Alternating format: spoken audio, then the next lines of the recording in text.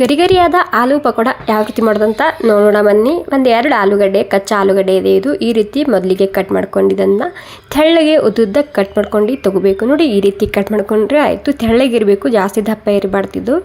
Cut ಮಾಡ್ಕೊಂಡು ಈ ನೀರಿನಲ್ಲಿ ಹಾಕಿಡ್ತಿದ್ದೀನಿ, ಕಪ್ಪಾಗೋದಿಲ್ಲ ಅಂಥೇಳಿ. ಎಲ್ಲ ಕಟ್ ಮಾಡ್ಕೊಂಡಾಗಿದೆ. ಇವಾಗ ಕ್ಲೀನಾಗಿ ಒಂದು ಸ್ವಲ್ಪ ತೊಳ್ಕೊಂಡು ಇದನ್ನು ನೀರ್ಲಿಂದ ಸೋದಿಸ್ಕೊಂಡು ತಗೋಬೇಕಾಗುತ್ತೆ ಈ ರೀತಿ.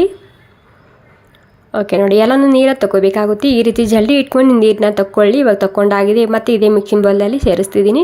ರುಚಿಗೆ ತಕ್ಕಷ್ಟು ಉಪ್ಪು, ಪೆಪ್ಪರ್ ಪೌಡರ, ರೆಡ್ ಖಾರದ ಪುಡಿ ಮತ್ತು ಒಂದು 4-5 ಚಮಚ ಆಗುವಷ್ಟು ಅಕ್ಕಿ ಹಿಟ್ಟು ಹಾಕ್ಕೊತಿದ್ದೀನಿ. ಅಕ್ಕಿ ಹಿಟ್ಟು ಇಲ್ಲ ಅಂದರೆ ಮೈದಾ ಹಿಟ್ಟು ಕೂಡ ಹಾಕೋಬೋದು ನೀವು. ಇಲ್ಲಿ ಒಂದು 4 ಚಮಚ ಅಕ್ಕಿ ಹಿಟ್ಟು ಹಾಕ್ಕೊಂಡಿನಿ. ಇವಾಗ ಎಲ್ಲನೂ ಸೇರಿಸಿ ಮಿಕ್ಸ್ ಮಾಡ್ಕೊತಿದ್ದೀನಿ. ಬೈಂಡಿಂಗ್ ಬರಬೇಕು ಅಷ್ಟೇ, ಜಾಸ್ತಿ ಹಿಟ್ಟು ಸೇರಿಸ್ಕೋಗ್ಬಾರ್ದು ಇಲ್ಲಿ.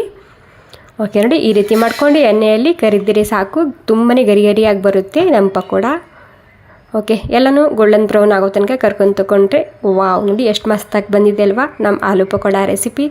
ಓಕೆ, ಈ ರೆಸಿಪಿ ಸ್ವಲ್ಪನಾದರೂ ಇಷ್ಟ ಆಗಿದ್ರೆ ಒಂದು ಲೈಕ್ ಮಾಡಿ. ಥ್ಯಾಂಕ್ ಯು ಸೋ ಮಚ್ ಎಲ್ರಿಗೂ.